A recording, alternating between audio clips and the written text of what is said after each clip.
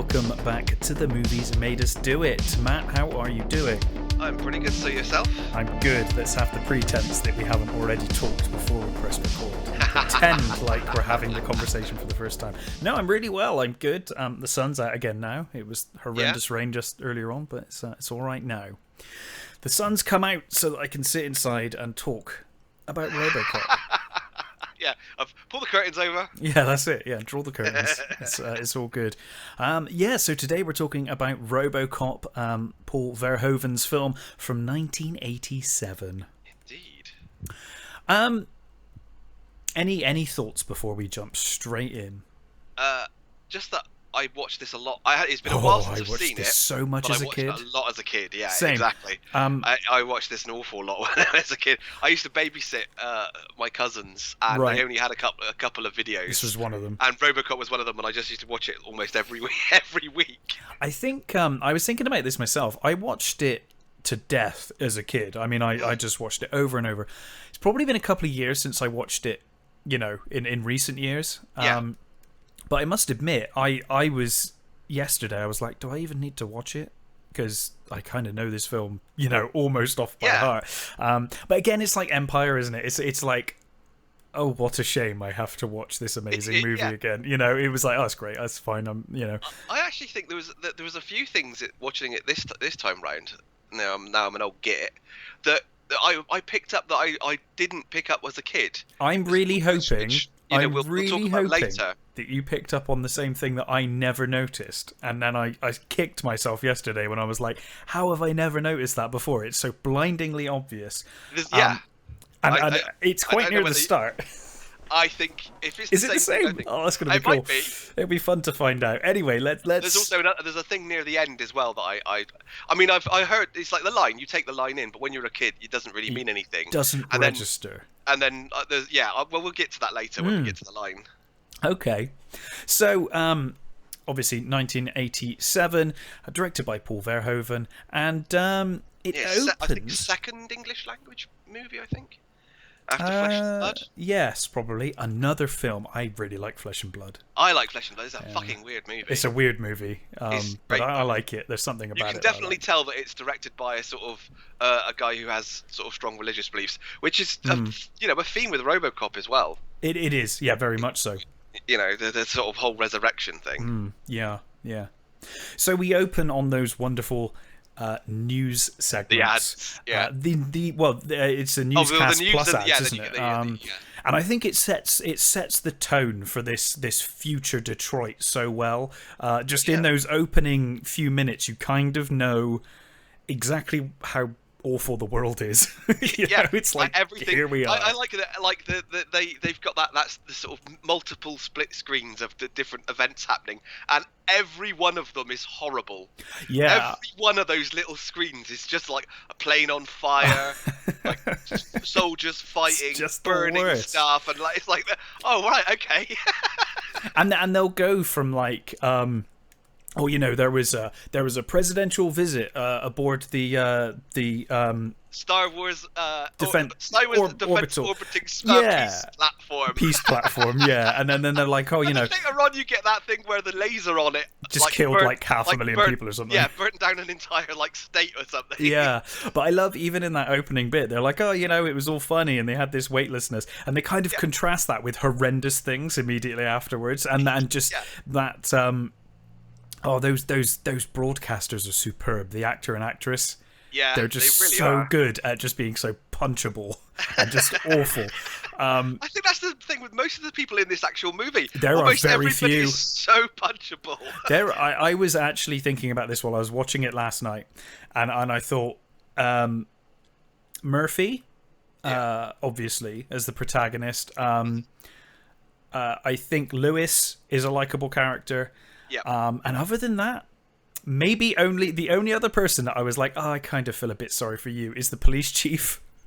Because I just feel like he's just like, oh, for fuck's sake. Like Sergeant Reed. The sergeant, yes. Yeah, the desk sergeant. He's just like, I'm awesome. so sick of you fuckers. What I like about him though is just like he knows, like he agrees with everything all of his cops are saying all but the time. he has to go. But because he's the sort of responsible one. Yeah. He sort of like has to uphold the standards. He's brilliant. You feel like he's moments away from resigning and just being like, "I'm out," I'm done. But yeah, in any case, so we open on the news segments, and then we're pretty much just thrown straight in, aren't we? Straight into the opening shot of the opening shot of Detroit police station. Yeah, and then we're in the police station. We're in the police station, and it's Murphy's first day, having been transferred from outside of Detroit. Can't remember where he came from. Somewhere nice, I think, wasn't it? He said some City West or something like that. I can't remember what exactly it says. Yeah, something like that, and he's kind of like a clearly hot a nicer shot. Place. Yeah, and he's like obviously the big fish in that pond, isn't he? He's the hot shot cop from that area, and he's come to Detroit. He's been transferred to Detroit because he says that a lot of people are getting transferred there. So I guess they just need the cops, is what he's assuming. Is the case. So. We're introduced then, obviously, to the police force there. I don't remember the names of the characters, even if they've already got names. There's just a lot of cops, and they all make their feelings very well known.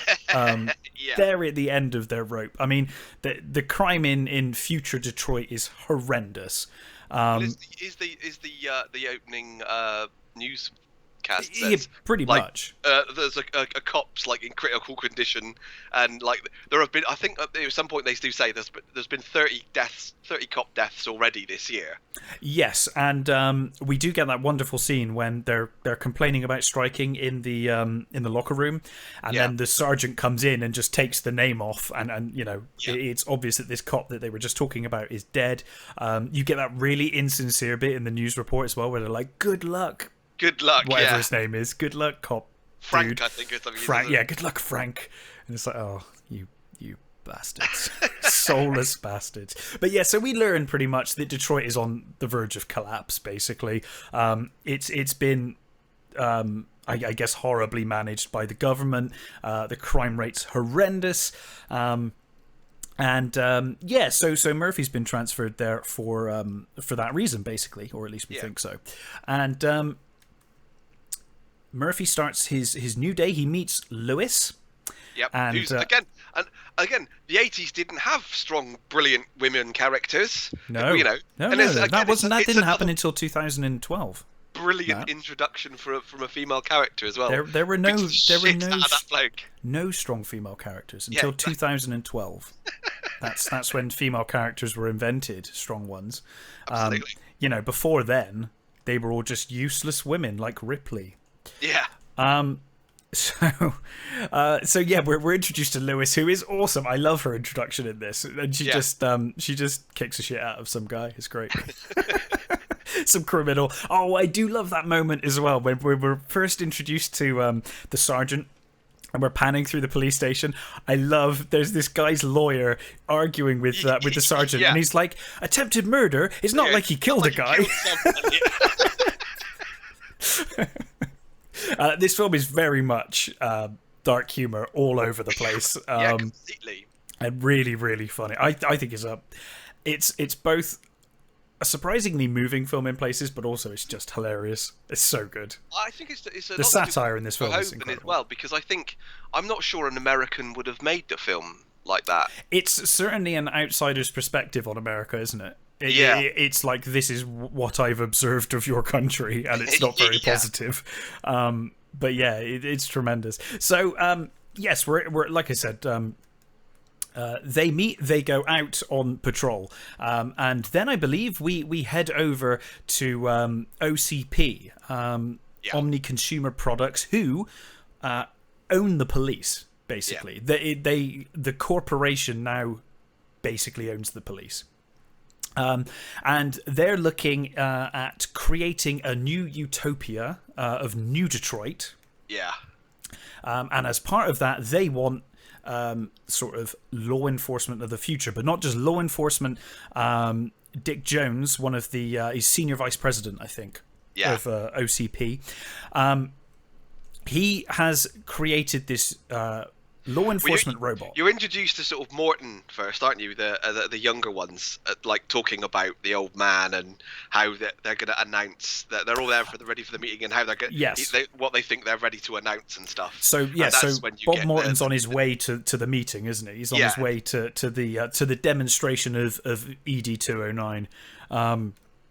And yeah, he's saying like, oh, Robocop is ready to go, and Dick's just an old man. He's he's past it, and I mean these are clearly like bitter most rivals. Uber 80s businessmen you've ever seen. They're like completely horrible, slimy scumbags. There is not a likable person among them. Among all of this, the only one that's sort of like vaguely sort of not, I wouldn't say likable. Bob Morton's Johnson? mate. Yeah, but even then, there's something about him. You're like, I don't think he's particularly nice. No, he's not sincere at all. Like, he's the bunch, I guess. Exactly. Yeah. Of the bunch. So yeah, Bob Morton's not happy. They then enter the boardroom, and Dick Jones then shows off ED or Ed 209. The coolest looking thing in the movie. I love that when the doors open and that thing's just stood there. It's like, that is fucking cool. I'm a huge fan of mechs and things anyway, and it's just a design that I just absolutely love. I think it's been copied wonderful. so many times since as well. It's like there's so many things. Well, of course, and I mean, they presumably took inspiration from things like BattleTech and stuff like that. Anyway, but it's a wonderful design, and reasonably unique. I mean, it's got the same kind of silhouette as something like a Mad Cat, I guess, or something like that. But it's wider. It's got it's quite a unique design. In fact, most of the design in this film are quite unique. I think when it comes to the robots and all of that kind of stuff, everything looks quite unique. So Ed 209 is given a demonstration, and he asks another member of the board to pull a gun, and I was a bit confused by this because he's like use the gun. So the guy picks up the gun, he points it at Dick Jones. Ed 209. And he's like, no, point it at Ed 209. And I'm like, but surely Ed 209's job would have been to have stopped you pointing it at like just members of the public or the board. Like, it's not very, But I was like, okay, maybe that's just all he was programmed to do at this moment in time, was just to, if someone points a gun at him, then he will respond. So Ed 209 immediately responds, and we get these wonderful, I guess they're done for intimidation, but these tiger or like lion roars and noises when it's like getting angry. So it gives him 30 seconds or something, doesn't it, to comply. Or 10 seconds. Sorry, it's 10 seconds, isn't it? Something like that. There's 20 seconds to comply? Something. It may be. I can't remember. So he's got the time to comply. He puts the gun down, but then to everyone's sort of horror, Ed 209 doesn't listen. Nope. We get this wonderful moment with these guys in white coats trying to rip out the wires and just like, oh my god. And there's like all the others pushing each other out of the way and trying to get out of the way. Because he's like running around screaming, help me, and they're just pushing him out of the way, like, get the hell away from me. Yeah. And with great reason, because even before this scene, which is really one of the most shocking scenes I've seen when I was a kid, it was really like, oh my god. But you just see the size of the cannons on this thing, and you're like, this is a problem. That you love about this like supposedly police robot. It's so ridiculous. It's got the biggest fucking guns on it, and he's got like 6 guns on the damn thing. Well, yeah, and as Dick Jones says after this demonstration, he's like, I had like spare parts and military contracts for like the next 10, 20 years, and you can see why, because it really should be military, not law enforcement. It should be the other way around. It's almost like this would be the military model, not the police model.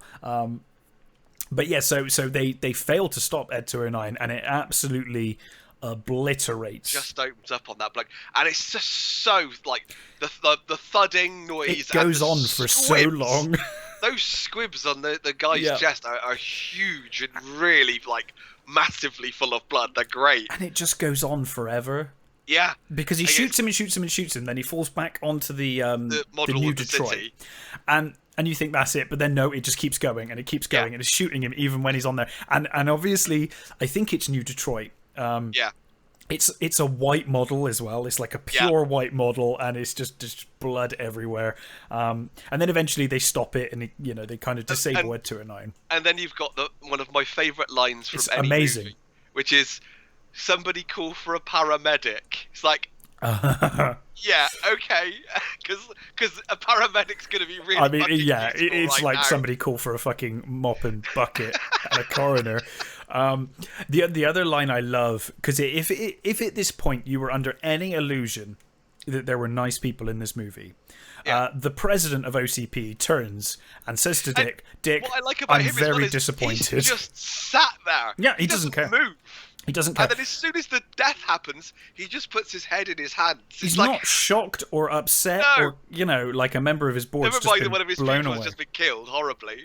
But you get the impression that this kind of stuff is just the way it is. I mean, even Bob Morton says later on, he's like, this is just, life in the board. In the boardroom. Is life in business. Is this, like, death happens. So yeah, we've got Bob Morton and his cronies are all happy, smiling. Yeah, he just glad that this has happened and overtalks Dick. Yeah, so Dick's kind of making excuses and saying, ready to go.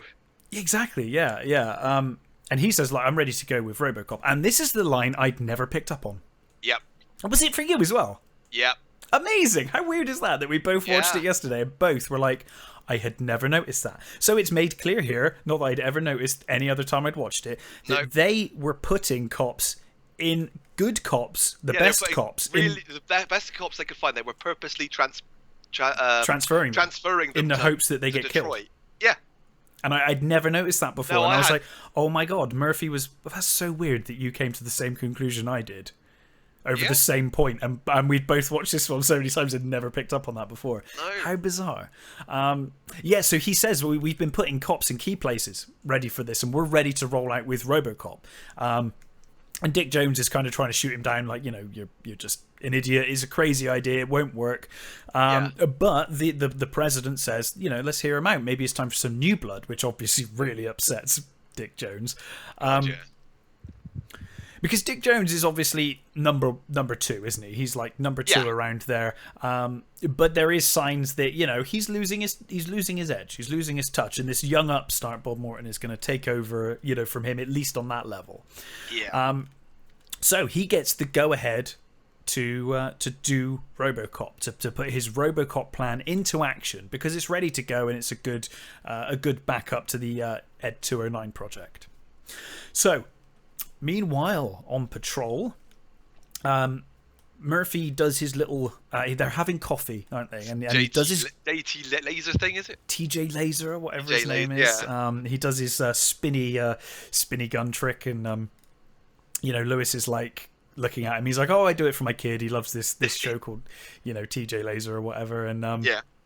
And then I kind of like it myself. Yeah, he's like, okay, I get a kick out of it, and it's quite nice. In some ways, it's kind of a shame that it's kind of it's necessary for the narrative that obviously they brought him in and transferred him. But it's kind of almost a shame that Lewis and Murphy didn't have more time together before what happens. But we get enough. We get enough to see that they would have become pretty good friends or had a good working relationship. That's one of the things about this movie, is that it moves at such a pace. The pace is very quick. There's not much time to actually sit and sort of like take things in properly.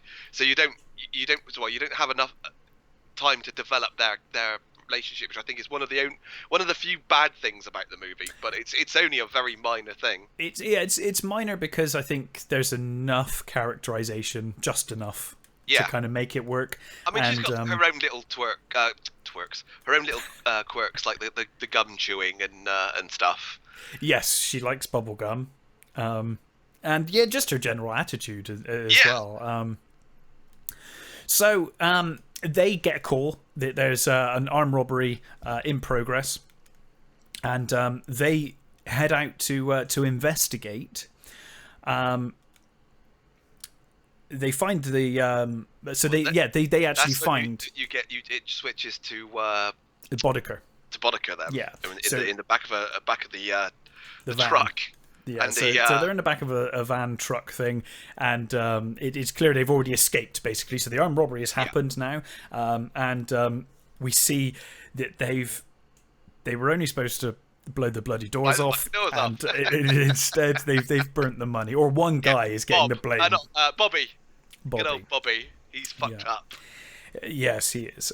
He has fucked up and will get fucked up.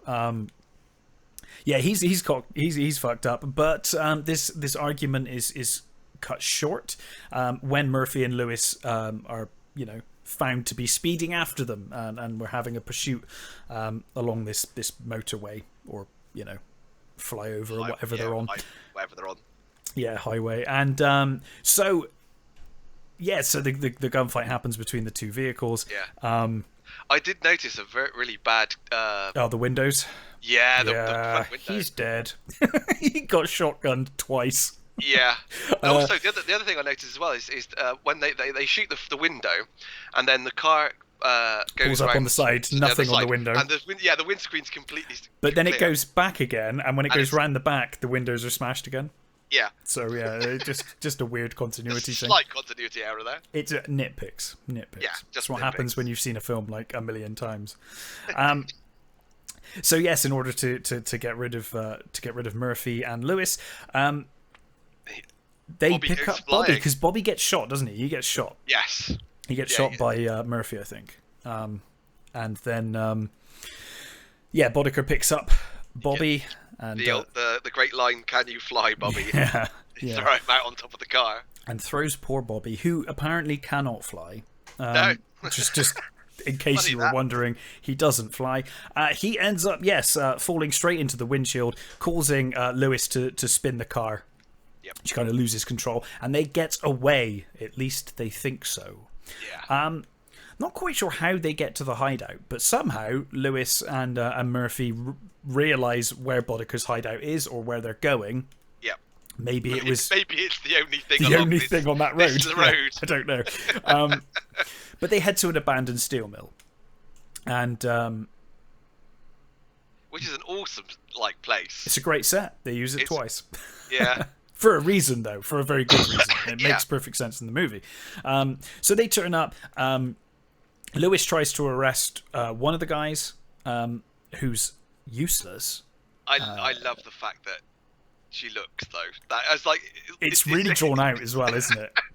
Because basically the guy's taking a piss, and she's like, hands up, you're under arrest, and he's like, can I zip this up? And they hold on him for ages, and with her, and there's that tension of like, oh god, like he just keeps leaving it until she's gonna look, and as soon as she looks, so then he hits her off the side of some railings, and she falls down onto something below her. It's like rubbish or something, isn't it? And the weird thing to me is that, like, in a moment he'll tell Boddicker that he took her out. And I'm like, you could have just shot her. I never understood why he didn't finish her off. It's like weird. She just fell. She's probably going to get back up. Probably fine. It's not like she even fell onto concrete. She fell onto like rubbish or something, or very far. Yeah.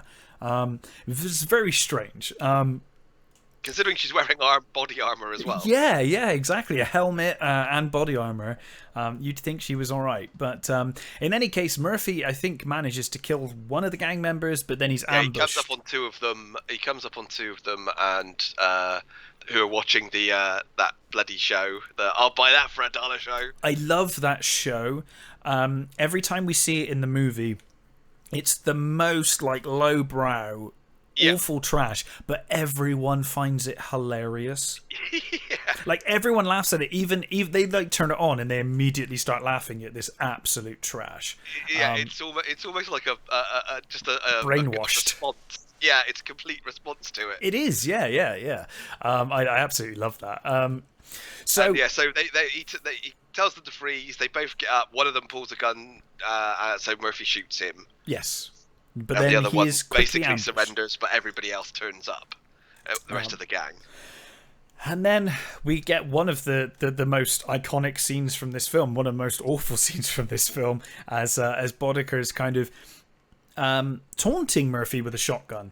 Yeah. And then he Are you a good policeman? Are you a good policeman? Buddy, I think you're slime. Yeah. Yeah. Are you a good cop, hot shot, or something like that, isn't it? Yeah, it's so brutal, that scene. It's horrendous. So Boddicker shoots really his hand well off. done. It's amazing. The exploding hand is really good. The practical effects are surprisingly good. So yeah, Murphy gets his hand shot off by the shotgun, and then Boddicker's like, and the whole gang, not one of them is horrified by this. They just find it hilarious. They're all laughing at him. Boddicker's like, give the man a hand, and all of that kind of stuff. Murphy's just in complete shock. He's just looking at his stumpy hand covered in blood. Weller's acting in that scene is fantastic. Amazing. It's really good.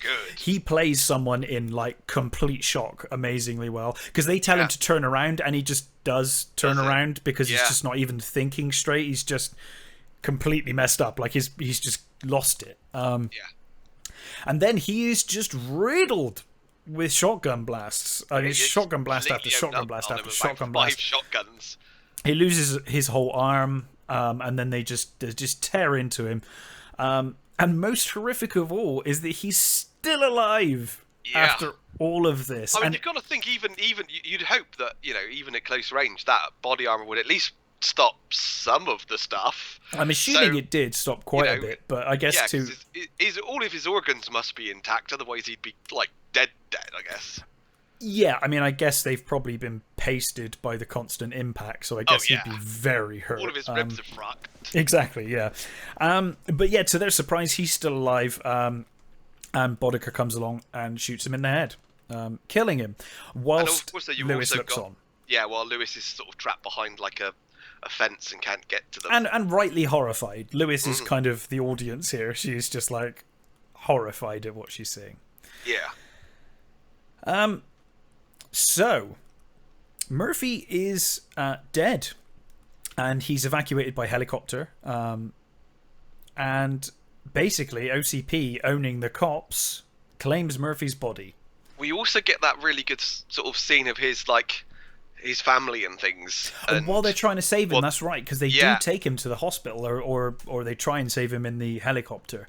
Yeah. That's a really great scene where you see his family waving, and he's just moving further and further away from them and stuff like that. I love that. That's those sequences, because I really like the sequence when he goes back to his house as well. Yeah. All of that stuff's really, really good. It's really well done. I do think that the actress could have been a little better. I guess they just got thought, a very odd delivery, but she does. It's almost like she's not. It's almost like she wasn't comfortable talking directly into the camera.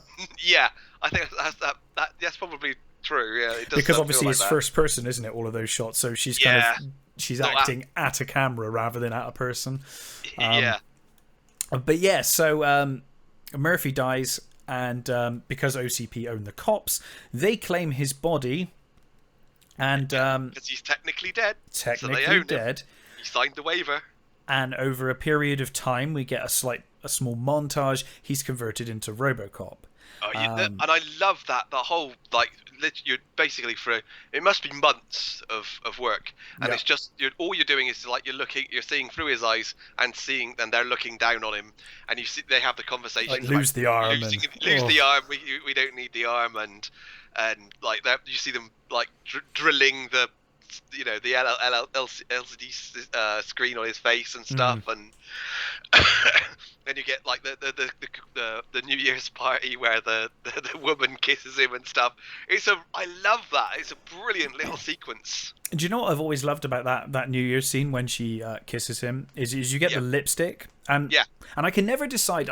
I guess maybe it was just like they just wanted that visual, but I've always taken it to be way worse, like in the especially at the end of the movie when he takes the helmet off, it's quite clear that his face is just grafted onto like a robot face. Like his face is gone, I'm assuming.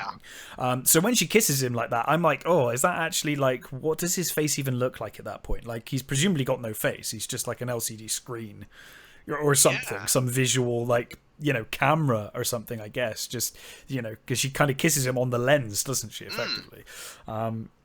So some real horrendous kind of body things going on, but surprising given how gory the film was up until this point. you don't see any of it. It's all insinuated, which I quite like. Yeah, and they show off the arms, the new arm you'll get, and they show off all the little bits and pieces that they're telling all the stuff that he'll have. But yeah, you don't really see any sort of gory surgery details. No, and I love. We finally get to see Robocop, but we only see him. We see it from his perspective. Yeah. So we only see parts of him. We don't see Robocop for a little while. It's probably a couple of minutes. It's not very long. But I love the reveal. Like, you see bits of him, like glimpses of him on the TV screens that are filming him and things like that. And when he comes into the police station, you get that really good thud thud. The thud and the frosted wind glasses. You just see sort of like his outline going past. It's like, what the fuck is that? Yeah. So OCP turn up at the police station and are just like, we're taking over. We're putting this in there, put that over there. Do this. The sergeant comes out and he's like, what the fuck are you doing? This is my precinct. I'll do whatever. And he's kind of arguing, and he stops because he just sees this thing just walking in.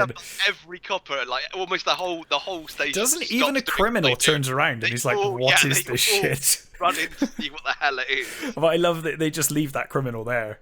He's just like, forget it. Like, I don't know what's going on. So yes, Robocop is assigned to Metro West and turns up, and also you get that the little bit where they test his functions out. You get the targeting and the voice replay stuff, and then they tell you how he eats the baby food. And we also get the directives. So we see that there are 4 directives. 3 serve public trust, uphold the law.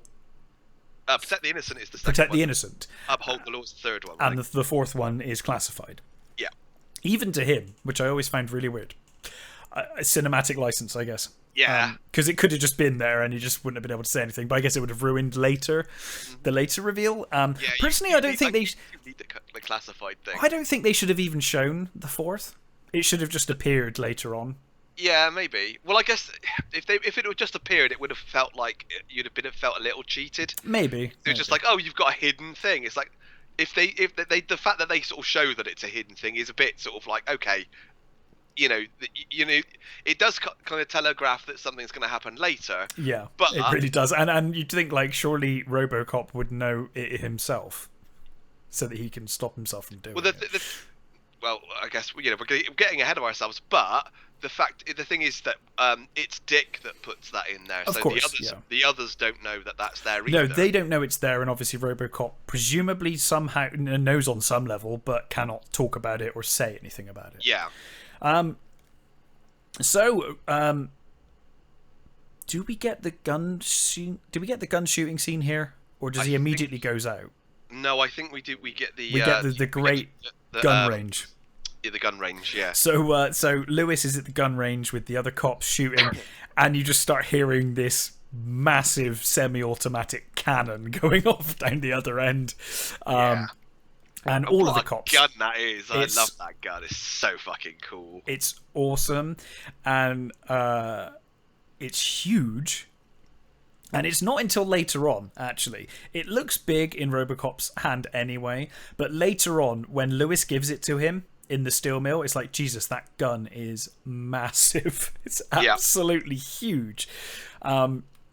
So all the cops kind of pile around Robocop, and he's shooting and completely obliterates this target, even shooting it at the neck so that half the body falls off and all sorts.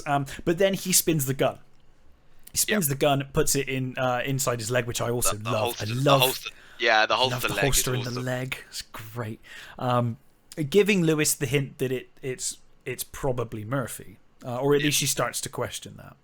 Yeah. Robocop then goes out for the night, and I guess must have just been driving right past this store, because the police, I tell you what, the police get killed off in Detroit fast, but their response times in this movie are amazing. Yeah.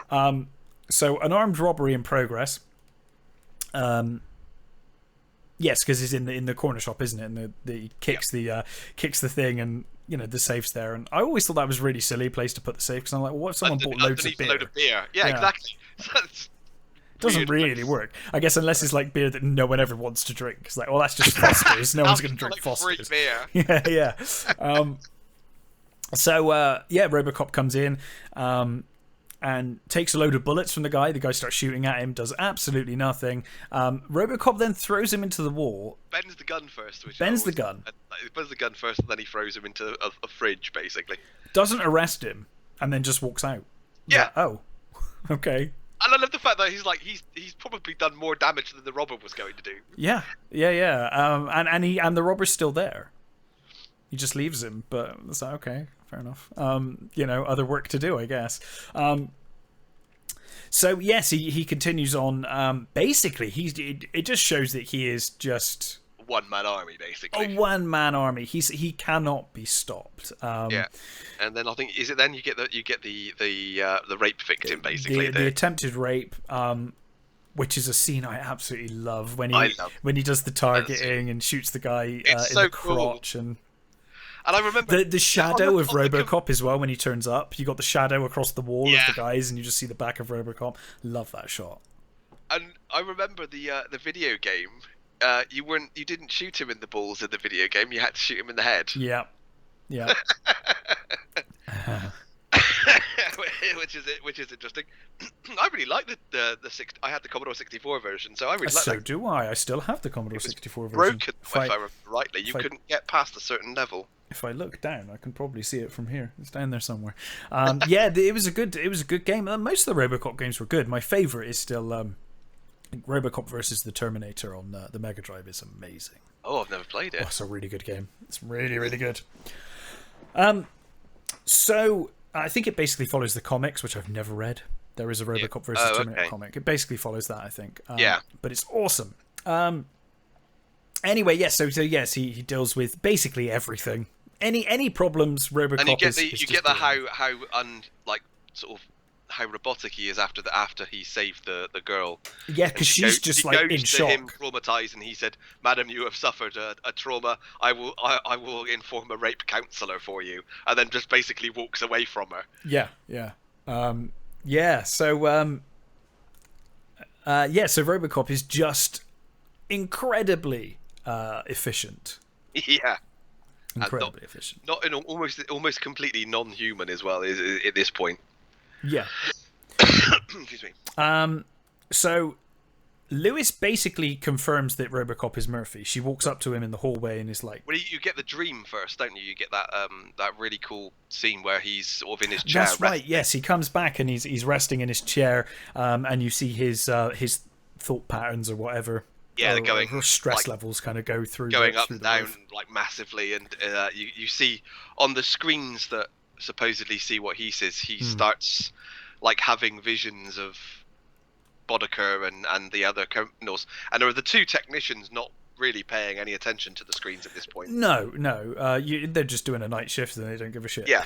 They're just there. And then we realise that although, and we should have said this actually, they supposedly wiped his mind, but we learn now that obviously that's not been completely successful. He remembers a little, at least subconsciously. Well, he's also, you've got the fact that one, he's got the subconscious gun flip, which obviously means that there's certain things they couldn't wipe. Yeah. And then the fact that this, like, obviously traumatic event stayed with him as well.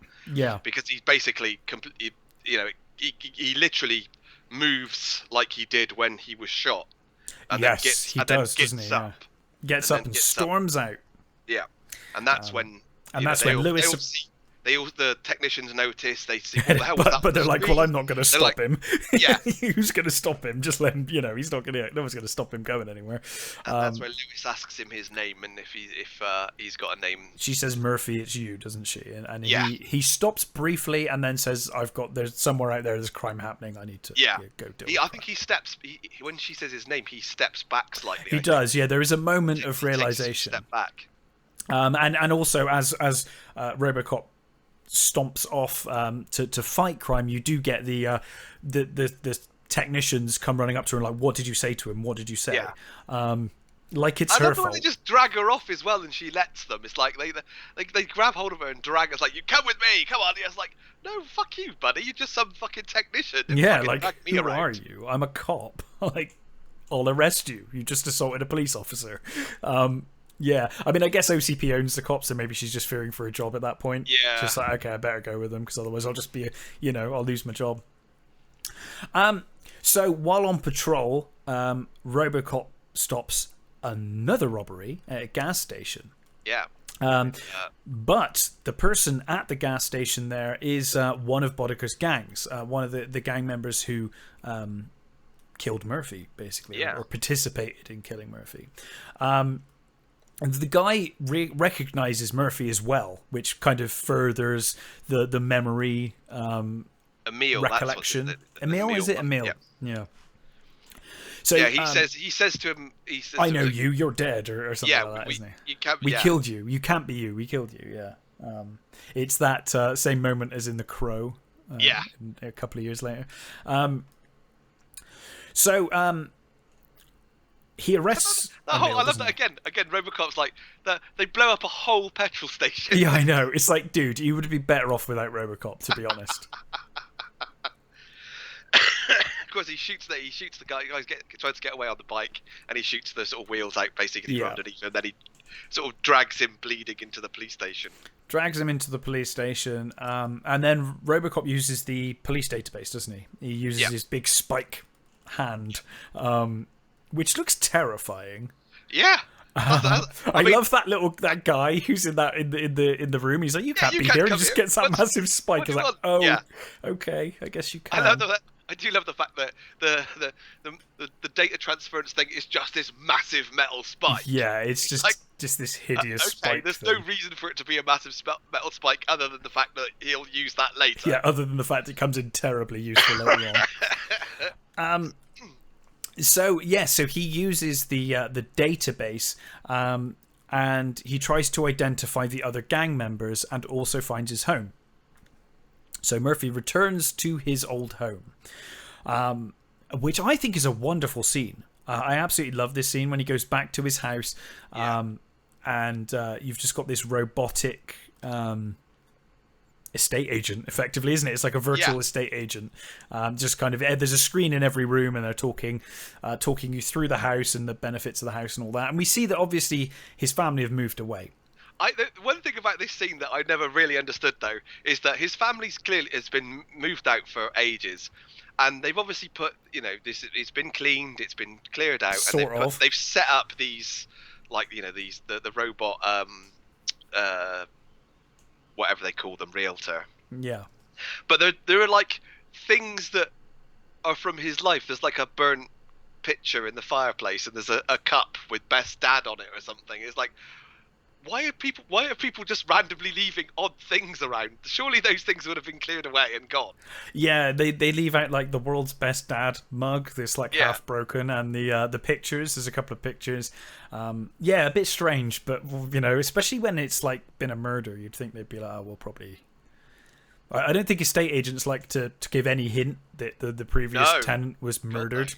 It doesn't go down well. That usually results in house prices coming down. So you would have thought they'd have done a better job of cleaning that out. But never mind. I guess maybe in this city, death is just such an occurrence that. That's true. That could be true. Yeah. So we get that moving scene where Murphy remembers his family. And realizes that his family have moved on without him, and he's now alone. Meanwhile, we get the toilet scene, don't we? I think around here, where Bob Morton is bragging to his friends in the toilet about how Dick Jones is, yesterday's news. He's old and useless. And I love all the other people in the toilet know. And they're all just like, they just start running out. And it's like, and I love the fact that when he comes out of the toilet, his mate literally hasn't finished pissing. No, and he just literally wets himself. Puts himself away, and he's just got this big stain growing in his. And he's just like, I've got a meeting to go to. I gotta go. Bye. But I love it because they all look so. They all just rush out, and those two that are unaware look at each other, and then you just hear the flush, and it's like, oh no. And Dick Jones basically just berates him. He's like, look, we made fun of the old man when I was younger, but there was a line, and you've crossed the line. Respect. And Bob kind of comes back at him, and Bob's like... That move he does on him, it's one of the creepiest things. He sort of touches his face, sort of moves his hand up to his hair, and then grabs his hair. It's like, it's the weirdest thing I've ever seen a guy do to another guy. It's like so horrible and creepy. It's really creepy. He basically says, you have fucked with the wrong guy. And Bob's kind of like, you dropped the ball. I got there. I was there to pick up the pieces. It's your fault. But Dick reminds him that he is like second in command, and once the old man's gone, he's basically in charge. Yep, he's boss. He is You're boss. Fucked. So your future is ruined, basically. Robocop actually no, I think it's almost after this, isn't it? That Boddicker turns up at Morton's house. Morton's having like a night with two women, prostitutes, two ladies. Not sure. I guess that he's just the big shot now, and these women are doing coke off their boobs, the usual sort of thing. The usual stuff you do on a Friday night. We've all been there. Behavior. We've all been there. And then Boddicker turns up with a gun, and I love he's just like, bitches leave, and the girls run out, and I love that one girl who's like, are you gonna call me? Are you gonna call me? It's like the guy's about to get killed, clearly. Yeah, he's like, read the room, love. Read the room, man. I think you're probably not. No. Odds are not good. And he puts the CD on, doesn't he? He puts the CD on of Dick basically saying, you're an asshole, and I wanted you to know that I'm taking you out. And Boddicker kills him with a grenade, puts a grenade on the table. I love the way he does that as well. He's got his hand on the gun, he's got his other hand with the grenade, and he literally pulls the pin with his tongue. Yeah, we should talk about how amazing Kurtwood Smith is in this movie. Kurtwood Smith, he is just the most horrible person in this movie. He is genuinely one of the most over the top vile villains in any film, and he's in every way absolutely brilliant. In like every conceivable way. He has no redeeming features None. Whatsoever. Not one. One. It's also little quirks like later on he goes into the office and the bubblegum sticks. He's just horrible. He's just horrible. Absolutely, yeah. He's just doesn't give a fuck about anything. He is just an absolutely vile human being. But he's so good at it. Yeah, he's so good. And I love Kurtwood Smith in anything I've seen. I do as well. He's brilliant. But this is surprisingly versatile, but this is always the role for me. This is when I think of him. Yeah, totally. I think because didn't he do like stuff like that 70s show and stuff afterwards? He was Red in 70s and I was show, just like, I can't. That's again, it's my favourite role in that 70s show. I do have a soft spot for but I could never get past Boddicker. Like he's always like, whatever role he's playing, 5 seconds away from gunning everybody down. Yeah. Like any scene he's in, I'm like, you're moments away from just killing people. So Bob Morton is assassinated by Boddicker. He shoots him in the legs, doesn't he? So he can't get away. That's right, and then leaves a grenade. He puts the grenade on the table and walks off, and you can see the grenade's got a little countdown on it. Yeah, it's got like a little digital watch kind of countdown. Sort of like you see him desperately trying because it's a grenade of the future. Of course. So of course it has an LCD screen on it. Yeah. The house explodes, or at least the front of the house explodes. Hell of a grenade. So Bob Morton is now dead. Robocop finally locates Boddicker at a cocaine factory where he's having a meeting with some equally horrible people. It's another one of those things where he just really doesn't give a fuck. He's the there bit with the wine, but he's completely surrounded by this other guy's men, and he doesn't care at all. And it's that bit where he puts his fingers in his wine. Gross, isn't it? And then the guy sniffs it. Oh, and the guy picks it up and drinks it. I know. I'm sorry, he's just put his fingers in that. Ugh. Well, I mean, it's gross, but I always assumed that he was just showing that he wasn't intimidated by Boddicker. He was just like, I don't care what you're doing.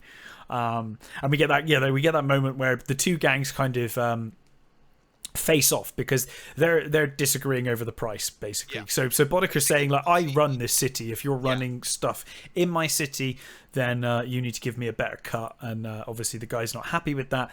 They have a standoff, but then Robocop bursts in.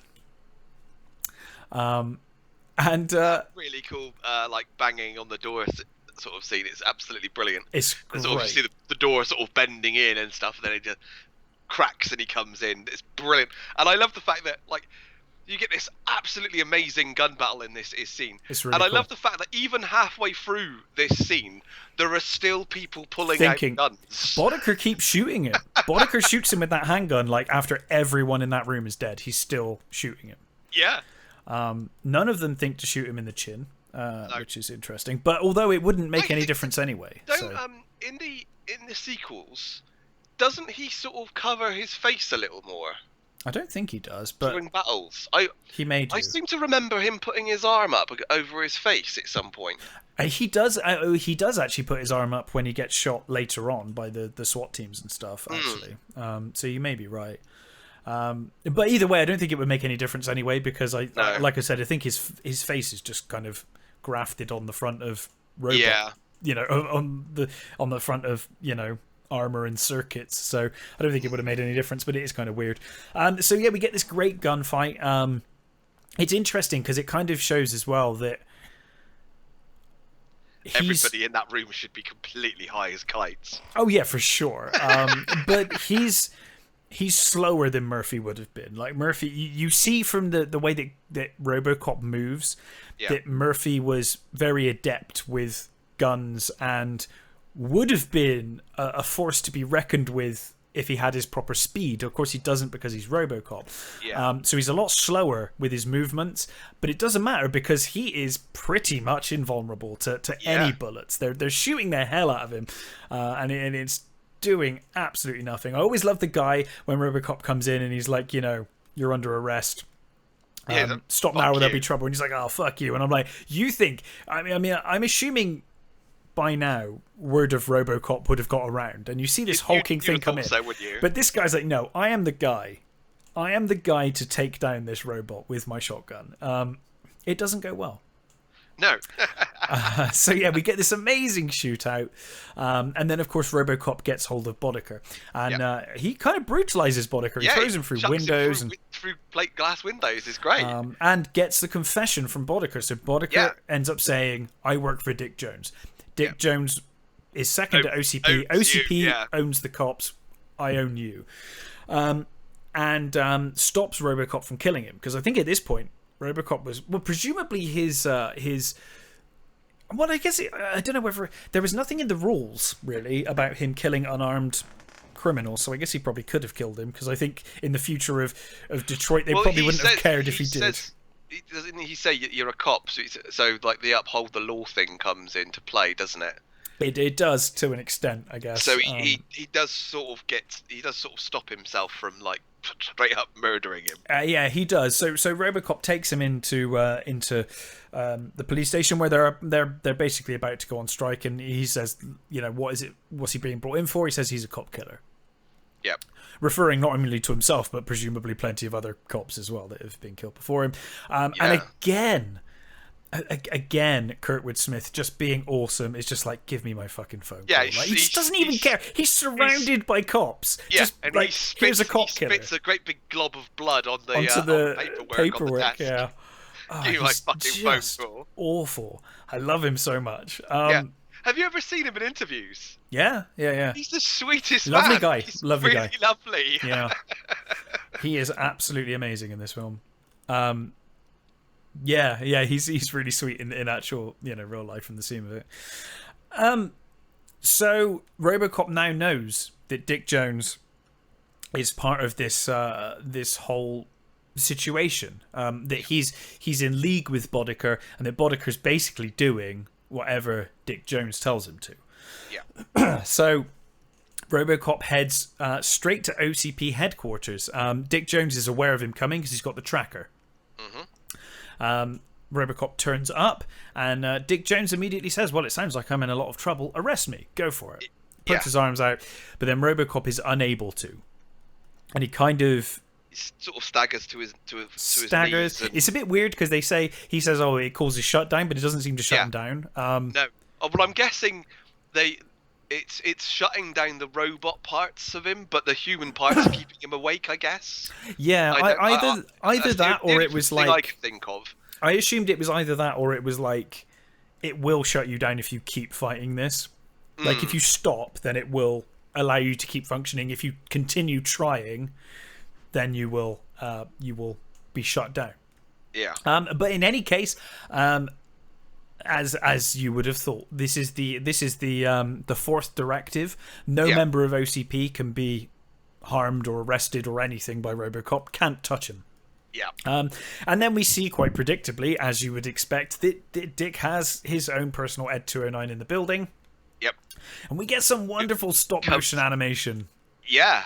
This fight. Sometimes the only thing that doesn't stand up is when you see them Robocop cuts across him at times. Yes. It's not great on that, but I still think he holds up really well. I think it looks tremendous, and I absolutely love it. So they fight, and it's quite clear that the Ed 209's weaponry is high enough caliber to actually damage Robocop. Because he gets full on like holes in his sort of shoulder and stuff, and he's got that really cool shot of the damaged eyepiece, and you can just see his human eye staring like in fear, I think, through the hole. It is, and what I really love about that reveal of his eye is you've got that. It doesn't make any sense because you would have thought that he would have been shot in the eye if there was a bullet hole there, but whatever. Yeah. But it's been kind of cracked around his eye, and it's wonderful because it's the first time in the film where we really see some humanity. Yeah. And we start to see, we've had hints of his humanity, like when he went back home, but he was still very robotic and still unable to do anything. But it's almost like challenging this fourth directive has really kind of freed Murphy. Yeah. And maybe you're right. Maybe it was that moment of struggle between machine and man. I think it's the machine part. I've always assumed that it was the machine part shutting down. That certainly works. The human Murphy is struggling. It's keeping him everything awake, sort of thing. Yeah, because so we see that humanity in his eyes now, in that one eye, and Ed 209 kind of, really takes him to town. Luckily, Ed 209 is not very good on stairs. Yeah, and I love that. The little tentative little toe. I love it. Yeah, he just dips his toe. And he's trying to work out how to exactly use the stairs. Which makes you wonder how he got up there. I guess they built him on that floor. Got a fucking great big lift. Yeah, or they built him on that floor. I can think maybe there's a big lift. That would make sense, wouldn't it? So yeah, and then he kind of throws a tantrum when it falls down the stairs. The really weird. It's like you said earlier on when animal noises. He growls. He growls in the building. This time he's making these really weird like squealing pig noises as he's like flailing around on the sort of landing. Yeah. And I do love the fact that sort of like Robocop's just sort of like staring at it. He's like you can almost see his face going, "Am I safe? Yeah, what is going on? Am I alright to go?" Yeah. It's like, okay, let's get the fuck out of here. So Robocop tries to escape. He leaves, and SWAT or wait, or is it SWAT or someone? Yeah, maybe it's OCP. It might be OCP security actually. When he comes into the car park, it's all the cars are there, and you get that all the spotlights come on. Yeah, and it's cops and it's the SWAT. But but I'm assuming SWAT have their orders to kill him. And all the cops say, "Hey, he's a cop. He's a cop." Yeah, that's why I wasn't sure if it was like shoot. They go. No, they don't shoot. But I'm assuming that it might be OCP security shooting at Robocop. Well, I'm not sure because that's a scene we missed actually. There's a scene earlier on when he's doing the crime stuff. There's a guy holding Mare hostage. Oh yes, there is. And these are the same guys that are outside. They're a SWAT team. You're right. You're absolutely right. It is SWAT. Yeah, because that's when he busts through the wall, isn't it? Yeah.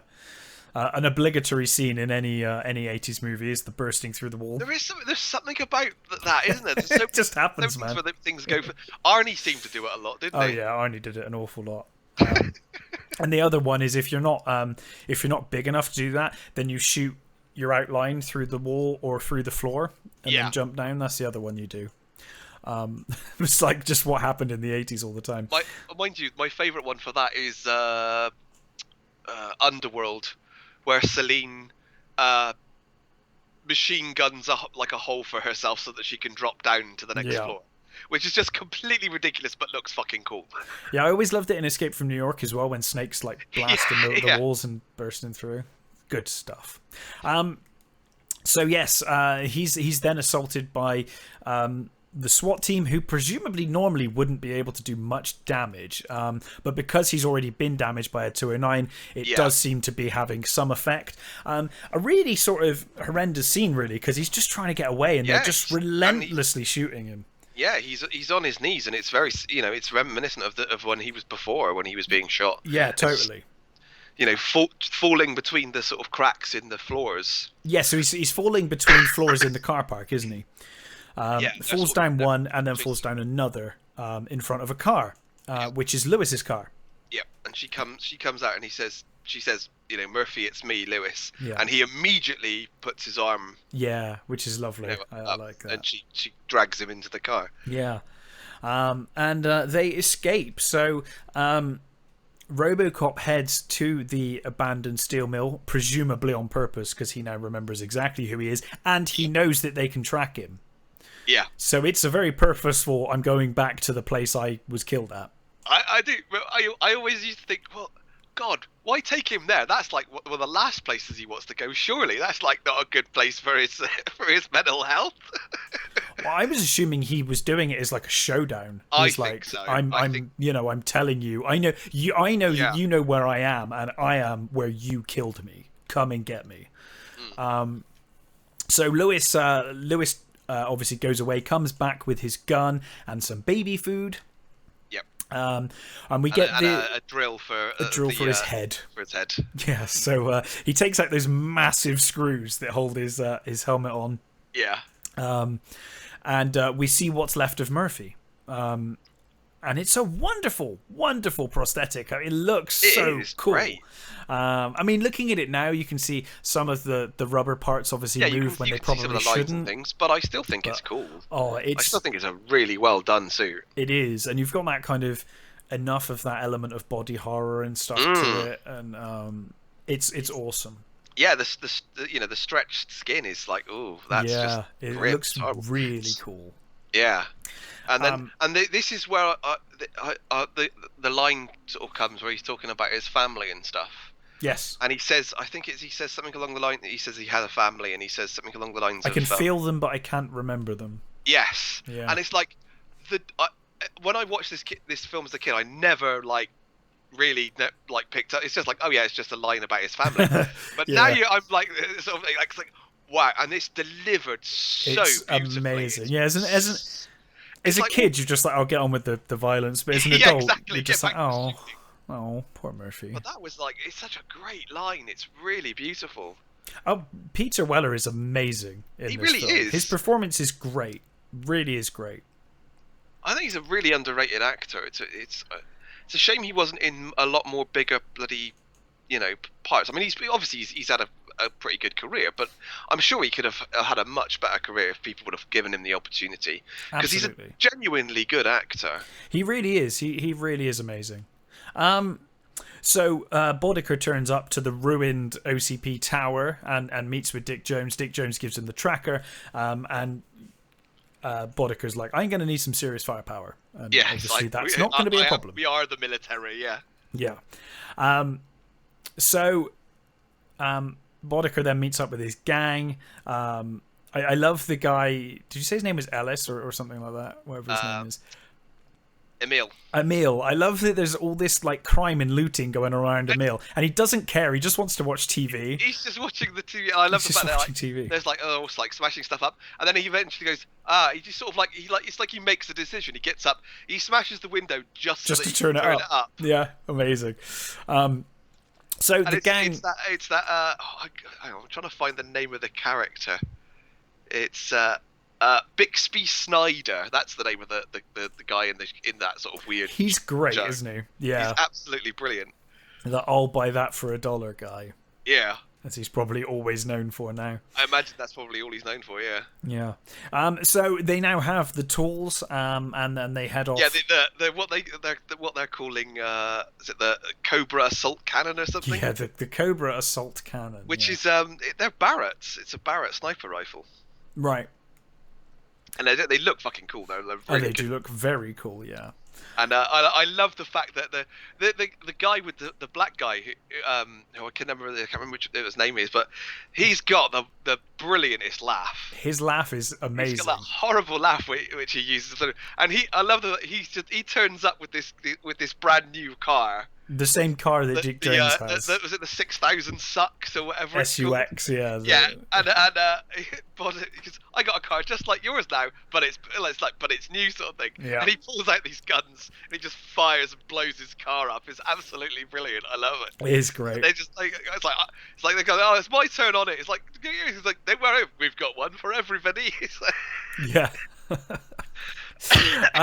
But then, of course, they head off to the steel mill, knowing where he is, and the showdown begins. Of course, we do have that wonderful moment when Lewis is helping him target and stuff. Yeah, that's which I liked. Always bugged me. She's slightly off. Well, the thing that always bugs me about that scene is.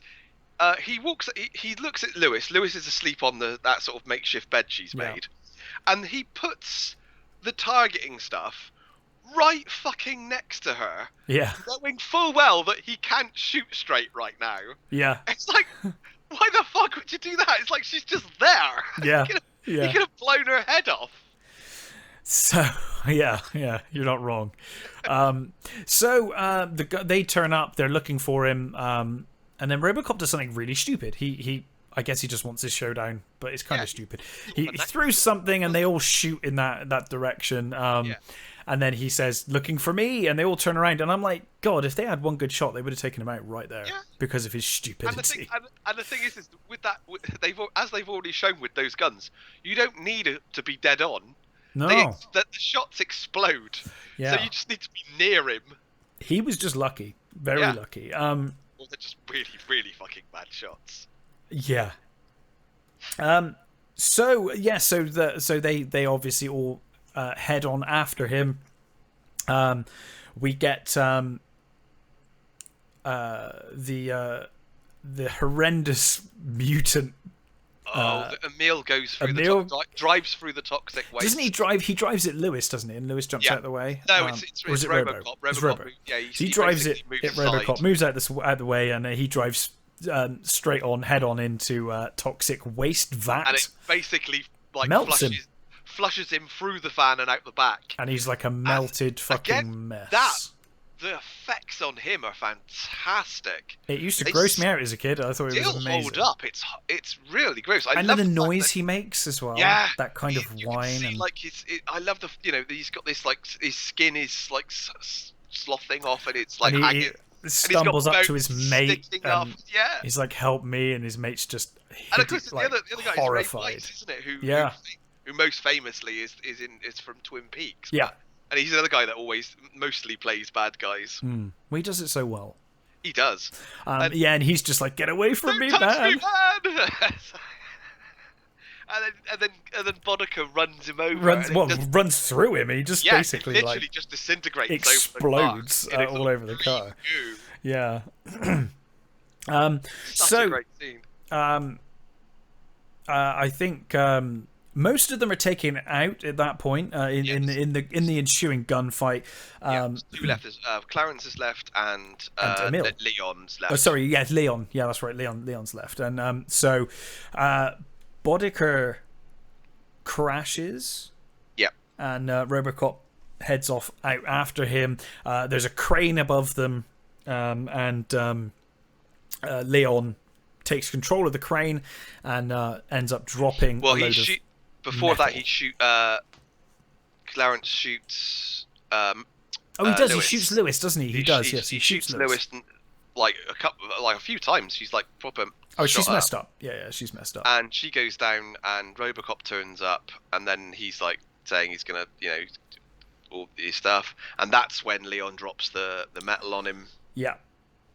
And Lewis is crawling towards a discarded cannon, yes. and she shoots and immediately takes out Lewis. Just brilliant, because I love the fact that like he drops it, Lewis comes out, he's like cheering, he's like yay, and Clarence looks up at him and he's like cheering as well. And then in that moment, there's a big explosion, and like even Clarence looks sort of like shocked that his mate's just been blown up. It's like, oh fuck. Yeah, but then he doesn't think maybe I should kill Lewis now because she'll probably blow me up next. Yeah. He just leaves her. I guess she does kind of pass out, sort of, doesn't she? Yeah, she's I think she does. And then Clarence approaches Robocop and he starts wailing on him, eventually stabbing him through the chest. Yeah, and it's really cool. The sort of like I love the he's like hitting him and he's like weakly like fending it off with his arms sort of thing, and then he stabs him in the chest and like properly sort of like twists it around in him. Yeah, and he lets out that great cry, and then of course you get the he uses the his USB port. Yeah, his USB port, and he like spikes him in the face, and that gore and blood is amazing. Big lobbit of blood that falls on his chest is so good, fantastic. There's definite shades of his later movie Starship Troopers there with the gore in that scene. Definitely. Yeah. So he stabs him in the throat with the USB port. And Lewis says, "Oh, I messed up," and he says, "Don't worry, they'll fix you. They fix everything." Which is a wonderful line as well. Yeah. So of course Robocop then returns to OCP Tower, blowing up an Ed 209, and we get that wonderful shot of the torso just walking around. Yeah, just stumbling about, and it falls. I love it. It falls over just that little like toe twitch. Yeah. And then he confronts Jones in the board meeting, revealing the truth because obviously he's recorded everything. Come to arrest him, and he says, have you got any serious accusation? Have you got any proof? And he says, yep. And he puts the thing on, so he shows him what he said about erasing a mistake and that he killed Bob Morton. So then obviously Robocop's like, I can't arrest you. He takes the president of the company takes the old man hostage, who then shouts, "Dick, you're fired." At which point, obviously, the directive is made null and void. Is as far as it relates to him. Yeah, and Robocop just shoots him with the cannon out the window, and he falls to his death. This is the worst effect. It's one of the worst falling effects I've ever seen. What is with those arms? It's so bizarre. They just it looks like they keyed it in really badly, or it was just really rushed. It's kind of bizarre. It's like those arms in the first Freddy movie.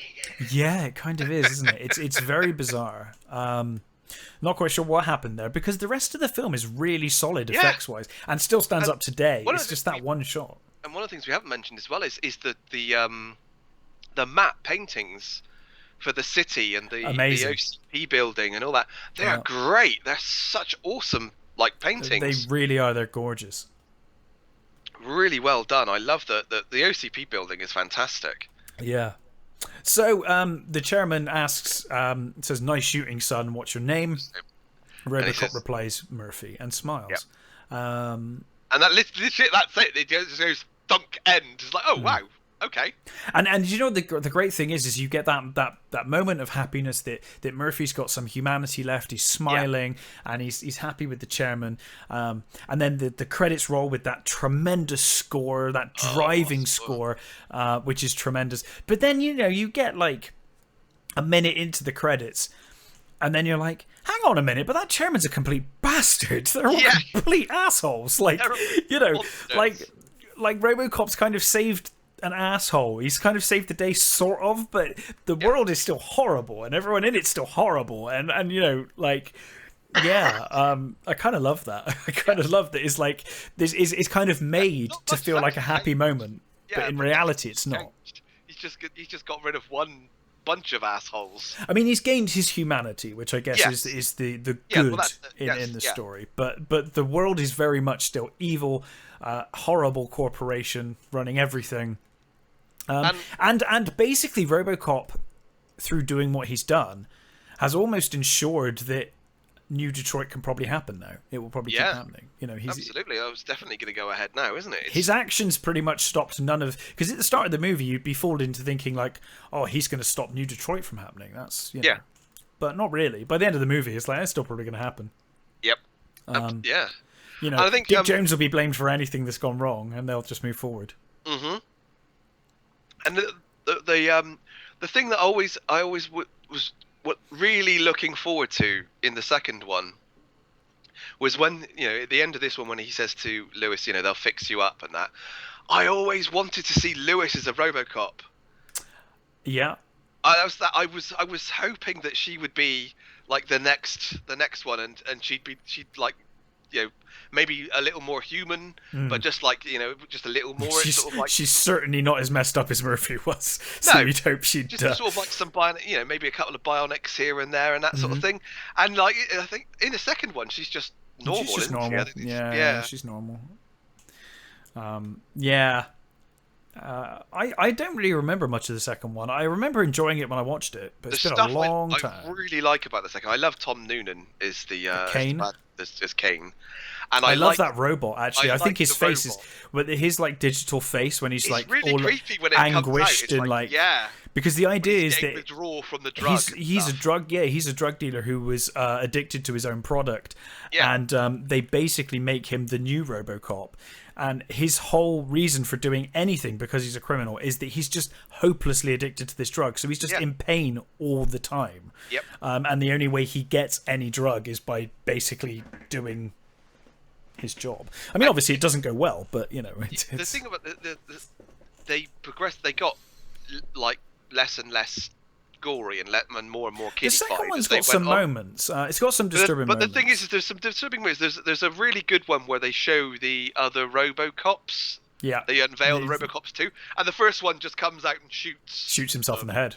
The second one like tears his helmet off and he's just this screaming skull underneath. Yeah. But the thing about that is it's undercut by like a really weird sort of like cartoony noises. Yeah, yeah.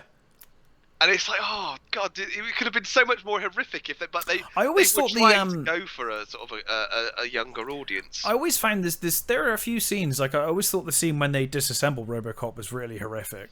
Yeah, that is horrible. Because you just see it from his perspective, and they're just like cutting him apart and taking bits off, and then they throw him outside of OCP, outside of the police station. It's just bits of him everywhere, and like, I think they got into real trouble about the kid in that movie as well. The prick, the little bastard. He's a horrible little. Yeah, I think they got into real trouble showing that, which is kind of ironic considering that the same year, Home Alone came out. Yeah. It's like it's okay if it's comedy. Yeah, I guess it's okay if it's comedy, but not if it's like dark humor. Yeah, and then again, it's. 2, I remember being okay and enjoyable. I felt like it wouldn't have held up well if I rewatched it now. Yeah, I don't. 3's a piece of shit. 3 is fucking awful. Terrible. Absolutely awful. From beginning to end, it's awful. It's like I love the idea of the sort of like the robot ninja and stuff and things like that, or like cyborg ninja. That's really cool, but they use them so horribly. And the whole like massive gun arm and the jetpack. It was just like how many toys can we sell at that point? Oh, absolutely, completely. It's just like what can we sell toys of? Yeah, and they made 2 cartoons series? as well. Yeah, they made a TV series and they made 2 cartoons. All of it's awful. My brother had the Robocop toy. I mean, which was actually quite Loads of kids had the toys, and it's really weird when they, back in the 80s, you used to get toys for like horrendous things. Rambo for a start. Toxic Avenger. They made a cartoon series. Yeah, out of I that. know. Toxic Avenger is brilliant. Jesus, I mean they changed the name and stuff, but it's like, good lord, like Toxic Crusader. Like that movie opens with a kid getting his head run over. Yeah. Like it's not the kind of thing that you should have toys of. But yeah, we all had toys of that stuff. It's funny, isn't it? To think about it now. Absolutely brilliant. I think it's definitely an 80s thing that they. It is. I mean, I watched all of those movies as a kid. It made no difference. Anything that they could make toys from, they did. So and we all watched it. Of course we did. I mean, I don't know any kid that wasn't allowed to watch that stuff. We all watched it. No, we did. I don't remember anybody that wasn't allowed to watch Robocop, Alien, Aliens, Terminator, Predator, like all of it. Just watched all of it. Nightmare on Elm Street. Anything. Just watched it all. My mum didn't like the fact that I watched horror movies, but she never actually tried to stop me watching them. Yeah. No, same. I was never stopped. Never did me any harm. So it's all good. But yeah, so that was Robocop. And the thing is, the great thing about this movie is with the humor and the its portrayal of the sort of the culture and the news, it's still completely relevant to right now. It might be more relevant now than ever before. Rewatching it yesterday, I was like, this is almost like it was prophetic, isn't it? It's really, with the rolling news and all that sort of stuff, and the way, Detroit's, well, it's not Detroit at the moment. It's Portland, but it's like that right now. It's horrible. Yeah. It's a very relevant movie, and still highly recommendable. Still a fantastic movie. Oh, it's a masterpiece. I absolutely love this movie. It stands up in pretty much every way except for that drop. And that's a very minor scene. Well, it's not a minor scene. It's the climax of the movie, but it's very quick. It's not. The effects have held up remarkably well aside from that one shot. And the suit still looks fantastic. Yeah, it looks fucking uncomfortable, but yeah. Oh god, well he spent a lot of time working on his walk and stuff, and then when they put the suit on him, they found it was so heavy and ungainly that he had to redo what he'd done. He was doing, yeah. And I think he was losing so much. He lost like 3 pounds in weight or something stupid like that. I'm not surprised. Yeah, I think he lost. He'd lose 3 pounds a day from water loss. They had to build a air conditioner into the suit and stuff. And I love the apparently for some scenes where they filmed him, they could film him from the the waist up.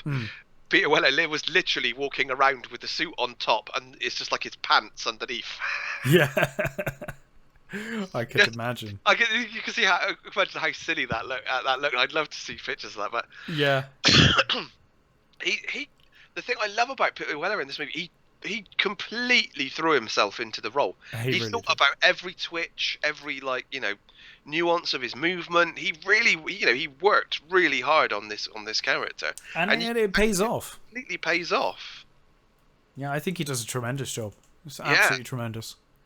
A wonderful movie. The remake doesn't come close to even touching this, to be honest. I've not seen all of it. I just couldn't. It's one of those movies. It's not good. No. I wouldn't say it's absolutely horrible. It misses the point of the problem is if it wasn't called Robocop, it would just be a very average, forgettable, nonsense action movie. They try and combine the first and second movie because you get the family involved in it and stuff. Yeah. The body horror is nowhere near as good. It's kind of done to the point of ridiculousness. It's kind of comedy.